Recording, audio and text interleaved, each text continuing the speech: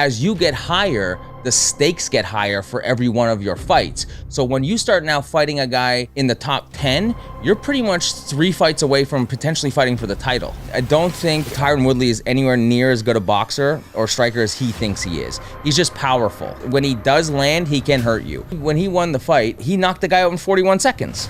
Wow. To win the belt. Because at the end of the day, if you're exciting, even when you lose the belt, you're still gonna be able to make money on your next fight. You wanna make money in this game, you've gotta find a way that you entertain people. There's a saying that says that the opposite of love is not hate, it's indifference.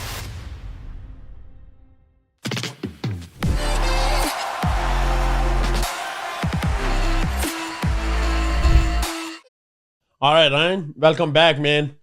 Most of your videos, they broke all the YouTube, like all the views record. So nice. I'm like, okay, who could be better than Ryan?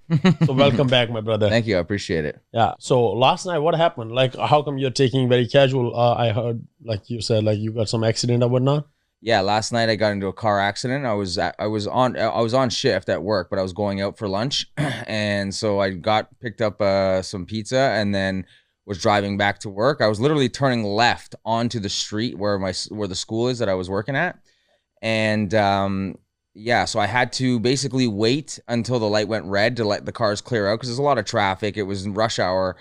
And so I let all the cars kind of go through. And then once the lights kind of flicked red, I thought I'd be able to just go and clear out and get out of everyone's way. And someone decided they weren't going to stop for a red light, so they just careened through. And yeah, you feel okay? Like everything's fine. I had a little stiffness and soreness in the neck, but nothing too severe. So it seems okay right now. I'll monitor it and see if my neck progresses. I'll be honest, poorly. I'm so sorry. If I would have known that this was the situation, I wouldn't have even. Oh, dude, it's no big deal. It really. I'm not stressed about it. You know what I mean? Yeah, I'm fully covered with warranty, everything, so I don't really have much to worry about. Okay, okay, let's get back to the fight. Actually, straight dive right into it. Yes. What are your views on? I ask everybody this question. Bivol, Dmitry Bivol, Soviet style, and Artur Beterbiev, if I'm pronouncing it right. What do you think? What are the odds and how the fight is gonna go? I guess Bivol probably has the opportunity to, probably has a puncher's chance, has the opportunity to knock him out, right? But no, Beterbiev. Oh, Beterbiev. Yeah, sorry. So Biev has the chance to knock him out, but Bivol probably has the chance if it goes a little longer in distance. But who's gonna win? Probably Bivol, I guess. If I had to bet, get a gun to my head. But yeah, I'm not certain on either one. I really no idea, but I'll definitely be watching. I also think it's a mixture of obviously the higher you go up, the competition gets stiffer, right? So yeah, you're knocking people out. Even when you get into the UFC at first, you're gonna fight some of the lower ranked guys that aren't even ranked. So you're going to get maybe some good finishes. Then you get up to these higher ranked guys, and these guys are no slouches. They're all rounded, like really good rounded fighters.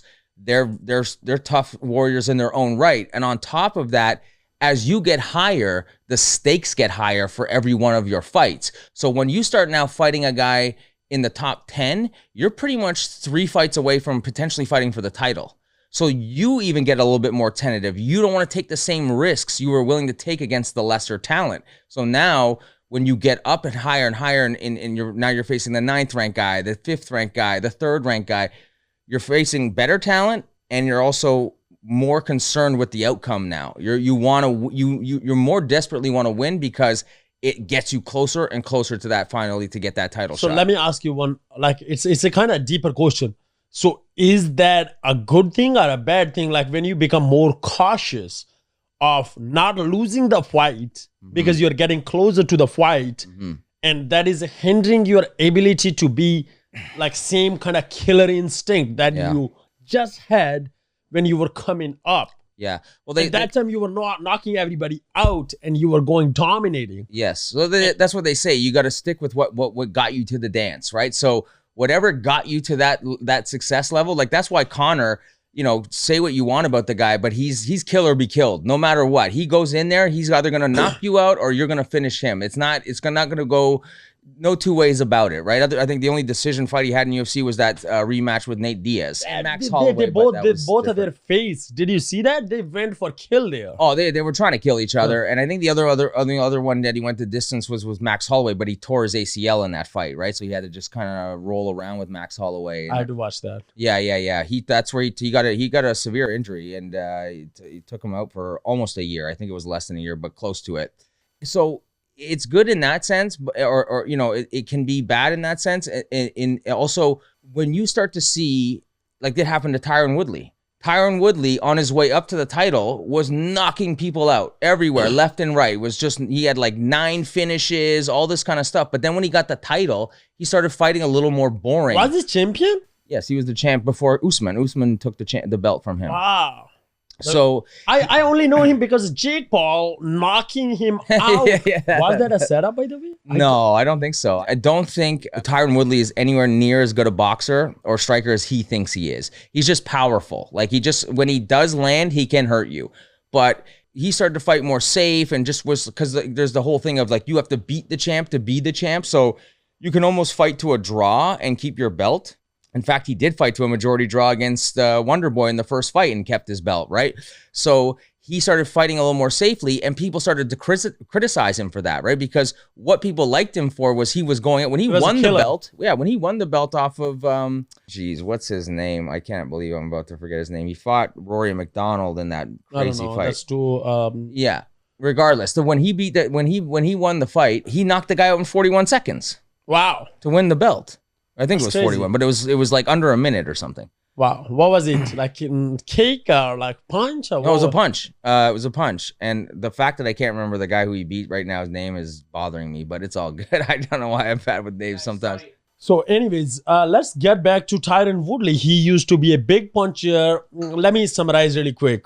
You're saying like our whole conversation was going on that all of these champions, when they are coming up, they're knocking everybody out. They're very excited. And GSP said, like, once you become a champion, there's a time when everybody start hanging around because the whole UFC roster is studying you. Oh, 100%. Yeah, you're a target. On top of that, you made a point that what happened, the stakes are higher. Yes. And you don't want to take risk. No. My question was, like, is that making you a little bit boring fighter? Yeah, it becomes like that was the criticism of Tyron Woodley, right? Like I said, he knocked out Robbie Lawler in about less than a minute to win the title. He was knocking people out all the way through. And then he'd get knocked out pretty bad sometimes too, but it was like that kill or be killed mentality that people enjoyed. And then once he won that title, he wanted to hold on to it, right? Because he's making percentages off pay-per-view now. You're making more money. You're doing better in life. And so some people have that mentality. Interesting. Yeah. Me as a fighter, this is a good lesson right there. Like, fuck that. You just got to keep that killer mentality. You just got to keep going. Yeah, don't be afraid to lose, I guess. Ultimately, like, it's easier said than done, right? Like someone like myself who's just watching it and not doing it. No. But like, it's something for all of us fighter. Like, it's like a third person's perspective. Like, we want other people like outside the fighter to watch our fight. And he's outsider. He's looking. I'm the spectator, right? Spectator. And we are fighting for them, by the way, guys. Exactly. And how to, like I'm really good at putting myself in other person's shoes. I'm trying to see like how you are seeing. And like, this is a big thing. Yeah. You just don't care me keeping the belt. You care about like excitement. Yes, because at the end of the day, if you're exciting, even when you lose the belt, you're still going to be able to make money on your next fight because people are still going to look forward to your next fight. Just like O'Malley, like, okay, he lost to Marab. You think people aren't excited to watch his next fight? I'm really amped up to watch his next. His options are wide open now. If he could fight Sandhagen, he could rematch Peter Yan. He could fight a bunch of people out there that are going to be entertaining fights, and that I can't wait to see his next fight. I agree.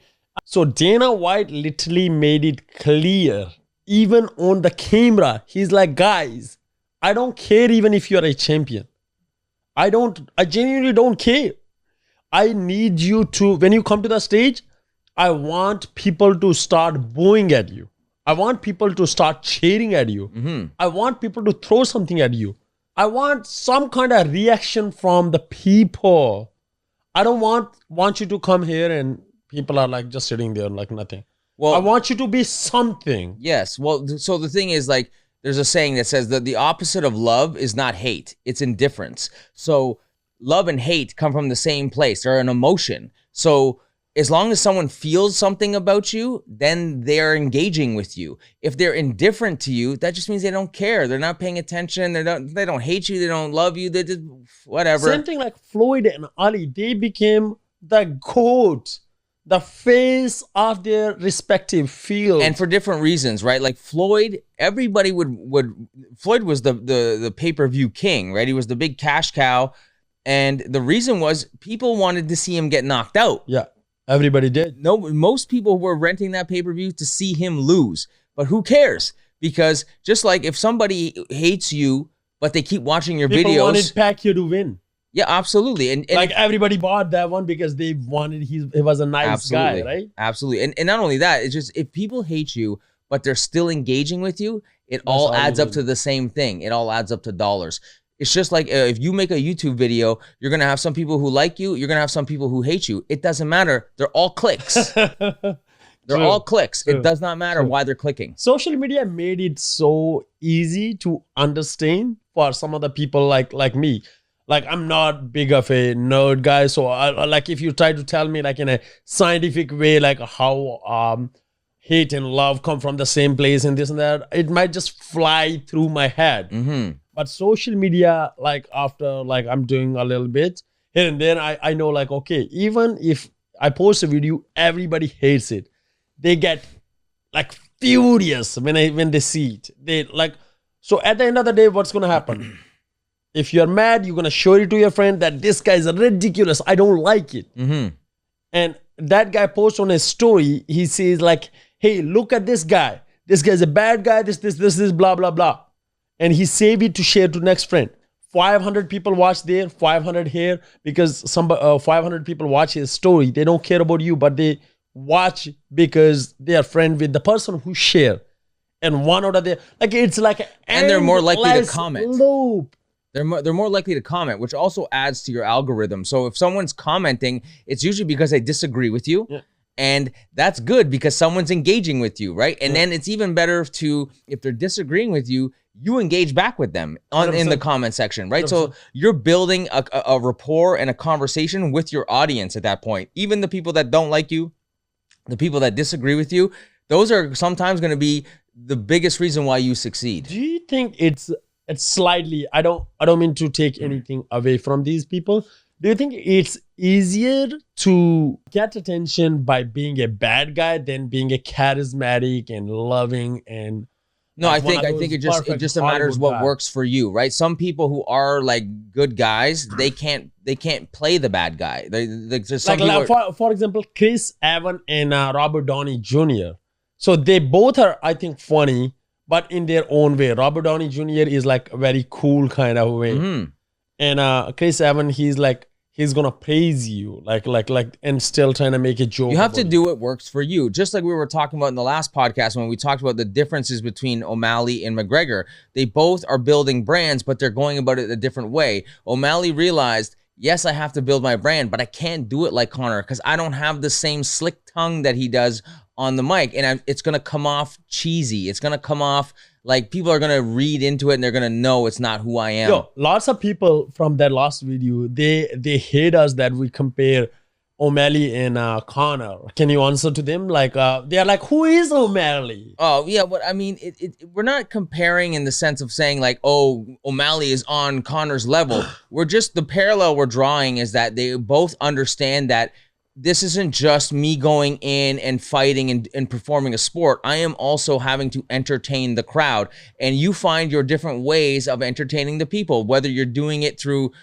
obviously in the octagon, you have to be entertaining, but outside the octagon, you have to learn how to entertain people as well. They just do it completely differently. And yes, of course, Conor's way has worked for him and worked better for him than it's worked for anybody in the history of the sport. So we're not saying they're the exact same. I'm just saying that they both understand that they have to build their brand as well. UFC will give you the platform, but you have to utilize it, and then the UFC will reward you for that because you're generating revenue for them as well. So they're happy to pay you for that. I agree with you. Yeah. So, tell us, like, how hard is it to get into UFC? First of all, that's like everybody wanna know. Like, does it matter? Like, if you are in America, it's competition is stiff to be into UFC than if you're in probably, let's say, India, because yeah, the competition. So the competition would be stiffer, but you probably are. It's more likely you're going to be seen in America than maybe somewhere like India, right? I don't know like how deep the UFC is really paying attention to the Indian scene. I do know that they want, they would love to have a star from India because again, 1 point whatever it is, 5 billion, 1.2 2 billion, I believe. 2 billion. Yeah. You're 2 billion now. 2 billion of us. My God, bro. That's why all the white people, they're like, bro, there's so many Indian in Canada. I'm like, bro, they got no room over there. We got no room, bro. Yeah, no, but I mean, so even more to your point, like not even just the 2 billion people in India, but there are Indian people in a lot of countries. Like England has a lot of Indian people, Canada has a lot of Indian people. So there is a lot of Indian people in general that will support a guy who, if you had the Indian version of Conor McGregor, where a guy could come out there, maybe talk a little trash, go out there, execute, knock people out, dude, that's money in the bank for the UFC if they can find that guy, right? And they're trying to find that with China too, right? Because again, China has had a long history with martial arts. China would love to have especially a male superstar. I know they have Wiley at 125 or 115. This 115. guy, I think, what's his name? Is Korean Zombie? Where is he? I used to love him. Yeah, he retired. Oh. His last fight was when he got knocked out by Max Holloway. That was the last fight of his career. Oh. But Korean Zombie was another guy that no matter what, win or lose, people wanted to see his next fight because he was going in there to either kill you or get killed. He did not care about the outcome. He was going in with reckless abandon all the time. Wow. So again, that's another guy to take a note from. Like, you know, if you're gonna go out there and you want to make money in this game, you've got to find a way that you entertain people. Kobe Covington found a way to pretending to be the bad guy. Conor McGregor did it because he was doing like almost like the Ali thing. You've got other guys that are building out their brand on social media. You have to find a way that makes people attracted to you, and that will then equal people paying to see your fight, and then boom, that's money. True. But explain it to me. Like, I don't know much. What is CTE? CTE is like, put simply, because I'm not a medical doctor myself, but it's basically like plaque. You know, like when people get plaque like on their teeth, it's the same thing. You get plaque like on your brain, essentially. So over time, blood clot. Yeah. Which I think like the plaque goes in your like the vessels and it clogs it up, and then you get a blood clot or something like that. But again, that's the simple version. And what is concussion? A concussion is basically when you get concussed. Like you'll start to see kind of like stars in front of your eyes. You know, you're like dizzy. You can't track a finger in front of your face. Like you've so almost your brain has almost become disassociated with your mind. Like you're still thinking in your head, like, oh, okay, I'm here, but like you can't connect things, right? Like everything is like, because I remember Jeremy Stevens knocked out what was the guy that just knocked out Bryce Mitchell? What's his name? Shoot, 145. Anyway, he got knocked out so bad one time, and the doctor had put the finger like this in front of his eyes and lifted it, and he was still staring like this for like almost 5 seconds, and then he finally realized the finger wasn't there anymore because the finger was still there for him. Like that's how disassociated you become from like your mind and how like everything is working around you. So I mean, what the technical medical definition of a concussion is, I don't know. But yeah, that's basically, you know, when you take a big impact and your brain gets rattled inside your head, it just like disassociates you. Wow, that's bad. So I, like my whole boxing, like since beginning, I've been doing boxing. I always believed in going in and banging and like, okay, yeah, there is a shot or whatever. Yeah. But lately, it's been a year, I believe. I just realized of one thing. I'm like, I would do that one in a fight, but in sparring, maybe I need to be a little bit smarter than that. Yes. I like would agree. in sparring, I mean, like my coach Delgado, shout out to him first of all. He always says that you're not. I already told in the last podcast too that you're not being paid why to take shot. Mhm.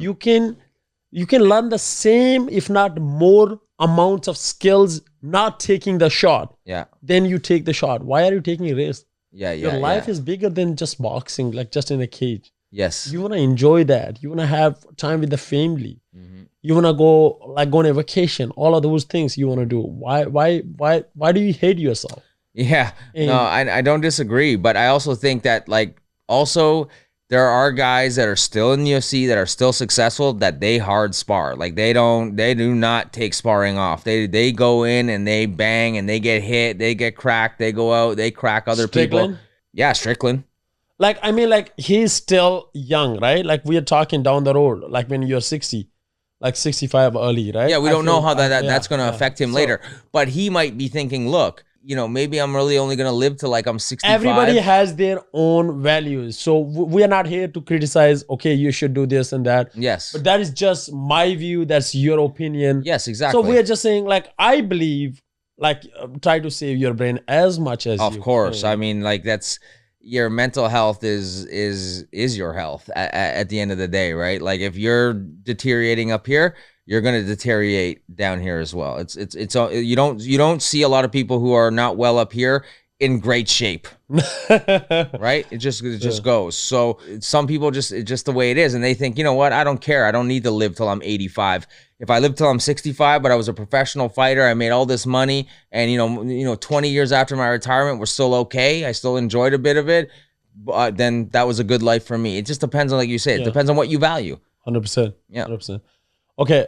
Before we cut it off, let me do a real quick rapid fire, just one word answer. Mm-hmm. Best striker in UFC. Alex Pereira. Best fighter spirit in UFC. Max Holloway. Best grappler in UFC. Islam Makhachev, maybe? GOAT. The GOAT? Oh, it's GSP. GSP or John Jones. One of those two. Take your pick. Who are the top 5 in UFC right now? Pound for pound. Top 5, pound for pound. Okay, I guess you'd have to go John Jones. You'd have to put Alex Pereira in there. You'd have to put Islam Makhachev in there. Alex Volkanovski would probably still have to be in there. Yeah, I guess he did get beat by Topuria. So I guess it's tough to put him in. And I don't want to put Topuria in. Even though he beat him, I don't want to put him in there because I don't feel he's proven himself like that yet. So I guess what? Islam Makhachev. I mean, Rachmanov would be there for me. I mean, a lot of people would probably disagree with that right now because he hasn't done enough. But How about Arman? Arman Sarukian, I like him a lot. You know, he didn't have a great fight against Oliveira in the last time. I would have put O'Malley there had he won that fight against Merab, but unfortunately that didn't come through. Yeah, I guess there's Jones, Alex Pereira, Makhachev. Yeah, I guess Volk. I would still put Volk up there, man. He's still a beast. I mean, yeah, he lost that fight. He got knocked out, but he was winning the fight until then. How about Izzy? Izzy, I mean, he's starting to lose fights now too, right? He was up there for sure, but I don't know, man. You can put a Chimaev there. You can put a Rachmanov there. There's a lot of guys. I don't want to put Bilal there. Bilal probably deserves to be there, though, honestly. Yeah, the man didn't lose like how much? He has like 30. Yeah, I don't know what it was, but it's something. It is something ridiculous. So you know what? How come he has? Shame on me. I should put him in there. How come he has 13 fight win streak? He lost against what's his name? The British guy. Leon Edwards with a poke in the eye. Yeah. Was it a loss or no? It was a no contest. Oh, okay. Yeah, it wasn't a win for either guy or a loss for either guy. So the whole card they were the because main the fight ended based on an illegal move. Okay. Like if I punch you and the doctor says, okay, that cut above your eye, this fight can't continue. You lose that fight because I did it through a legal maneuver. If I poke you in the eye and you can't see, that's not a loss for anybody. It's a no contest or a disqualification. True. Yeah, that's all for today, man. Thank Beautiful. you very fucking much for coming today. No worries, brother. It was amazing. for the last minute, you just came in and you saved us. There you go, brother. And everybody, honestly, everybody's loving all the videos that you have.